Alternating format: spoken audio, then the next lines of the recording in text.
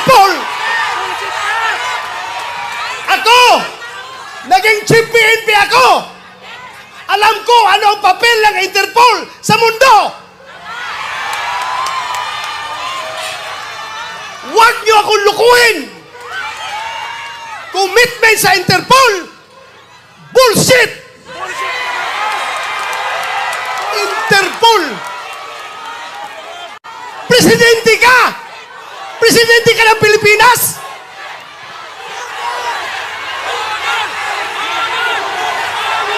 Presidente ka ng Pilipinas!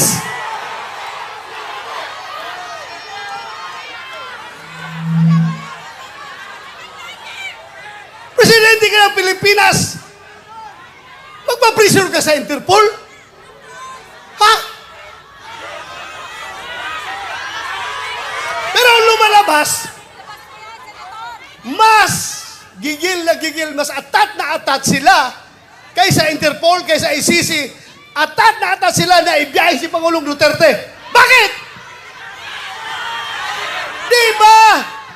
Di ba katungkulan na ating gobyerno ayon sa ating konstitusyon to protect, to serve and protect the Filipino people?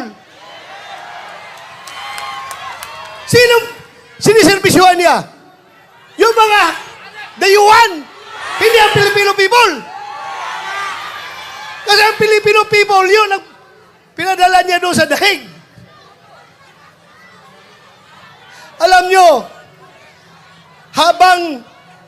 habang kinakarga siya sa aeroplano, nag-struggle sila doon. Wala na ko ibang magawa. Dahil nandoon ako sa Davao, kino-coordinate ko yung ating yung petisyon na ginagawa natin na hindi nakahabol. Hindi ako sumama sa Hong Kong dahil sa gabi na yon, alas 3 sa madaling araw dapat ang biyahe ko papuntang Hong Kong. Pero merong nag-leak sa akin na impormasyon. Hindi pa rin tulog ang Diyos. Nagsabi na, sabihan mo sila na may warrant na si President Duterte at si Bato. Uhulihin sila pagbalik nila dito, galing sa Hong Kong. So tinawagan ko si AS Bingbong Villaldia. Sabi ko, sir, meron ng warrant. Hindi na ko habol dyan. Asikasuhin ko na lang yung petition natin dito. Petition for certiorari and prohibition. Kinordinate ko yung ating mga abogado. Sila tornitor yun. Pero nung kinarga na siya, wala na ako. Ano bang gagawin ko? Alam yung nagawa ko? Naghanap ako ng tao na kakilala yung piloto ng eroplano.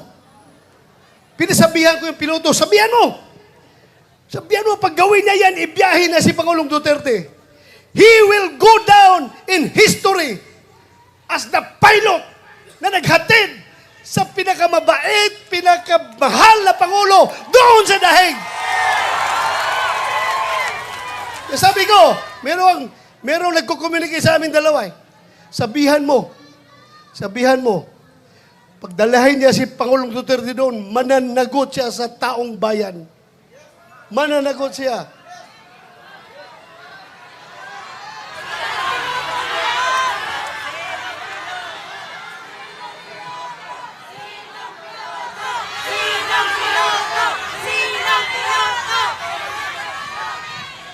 Alam niyo, ang nakakasama ng loob ko. Alam mo yung isang barangay kapitan? Sa barangay kapitan, maliit na barangay. Kausapin mo. Kap, ano ang tingin mo dito? Tama ba ito? Hindi. Sabi ng kapitan sa'yo, sir, ikaw naman, sir. Pareho tayong lalaki. Hindi pwede yan, sir. Hindi talaga. So may isang salita. Pero may nakausap ako isang presidente. 2 bisis ha. Unang bisis. Doon sa Bukidnon. Kasi nung 2022 election, kung hindi si Inday Sara makasama sa kanilang rally, kasi mayroong ibang commitment, ako ang nagpo-proxy kay Inday Sara. Kasama kami na sa stage. siyang kandidato ng presidente, ako ang nag-represent kay Inday Sara. Nag-uusap kami. Doon sa Bukidnon. Alam mo, sabi sa akin, hindi siya papayag na makialam ang ICC sa ating bansa. Hindi pa siya presidente noon. Hindi pa presidente. Pangalawang bisis, presidente na siya. Doon sa Malacanang, inimbitahan niya kami. Tinanong ko siya, ano ba itong stand nyo, Mr. President? Pabago-bago. Iba yung sinasabi mo, tapos yung mga tao mo, iba ang sinasabi. Ano ba talaga? Mabuti yung lalaki sa lalaki, sir. Sabi ko, lalaki sa lalaki, sir. Prangkahin mo ako. Para I know what to do. Please, prangkahin mo ako. Sabi niya sa akin, alam mo ba to? Kahit gabuhok mo, kahit wala akong buhok, ha? Kahit gabuhok mo or buhok ni President Duterte, hindi mahahawakan ng ICC. Hindi ako papayag na papasok ang ICC dito. Alam mo, dagdag niya. Kasi, kung papayagan ko yan, alam nyo, kung papayagan ko yan, after ninyo, mga Duterte, ikaw, after sa investigasyon ninyo, baka kami na naman ang isusunod ng ICC. So, naniwala ako. Pero bakit ngayon, yung nagkahiwalay ang unit team, bakit biglang nagbago? Bakit biglang nagbago? Halata na itong lahat, ang ugat nitong lahat, ay kasakiman sa poder ng gobyerno. Ayaw nila na papalit si Vice President Inday Sara sa 2028 para maging presidente. Sinimulan nila yan sa People's Initiative. Doon nagsimula. Nagka-litsi-litsi ng Pilipinas. Ngayon, anong nangyari? Saan pupunta ang Pilipinas nito? Wala. We are very much divided. Mabuti sana kung ang division ay 50-50. Hindi ako statistician, pero alam ko, ang division ay nasa 80-20. 80 tayo, 20 lang sila.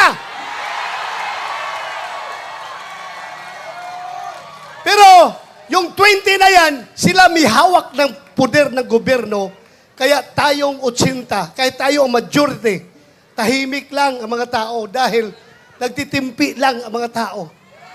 Nagtitimpi lang ang mga tao. Anywhere I go, Luzon, Visayas, Mindanao, magsabi lang tao sa akin, Sir, sabihan mo yung kasama mo sa Team Suka.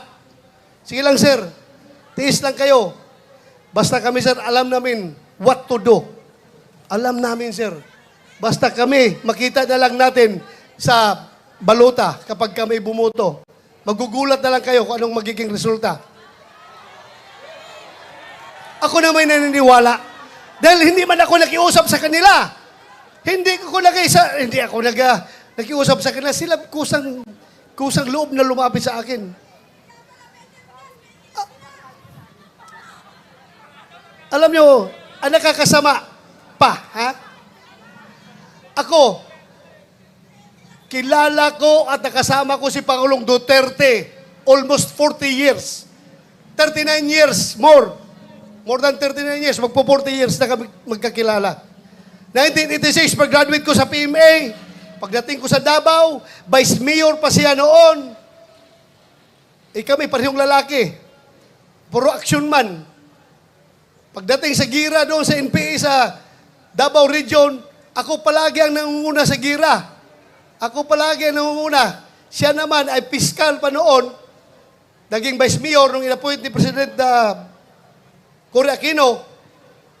Gusto niyang, pareho kami, parang talagang gusto ng adventure, gusto ng action. Kaya every time meron ako enkwentro, pupunta siya doon, makibalita. O ano nangyari? Ito sir, ito. So doon kami nag-start kakilala. Noong kinasal ako 1989, siya ang kinuha naming ninong.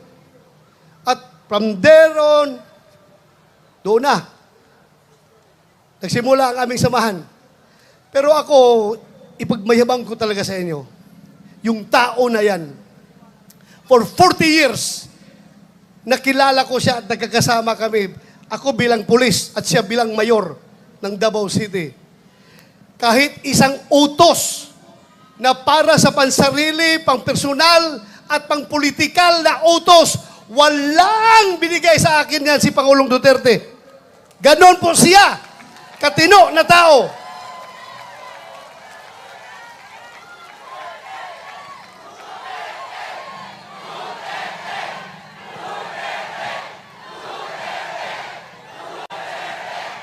Kaya mga kaibigan, pagdating ng araw, ako ayaw ko sana kayo isama sa problema ko. Ayaw ko idamay kayo. Pero pagdating ng araw, nalalabas yung warrant of arrest ko, huhulihin ako ng PNP. Ito lang masasabi ko sa inyo. Ito lang masasabi ko sa inyo. Lahat ng ginagawa nila ay illegal. Kasi yung warrant of arrest na kanilang siniserve sa atin, hindi yan nanggagaling sa competent authority. Hindi yan nanggagaling sa local natin. Hindi yan ni-recognize natin dahil hindi tayo under sa kanila. Kaya dapat magkakaisa tayo. Hindi ko kayo dinadamay ha, pero pinapaalam ko lang sa inyo.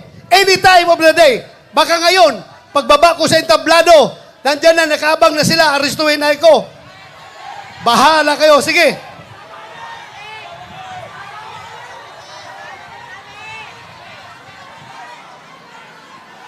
Kawawa ang Pilipinas.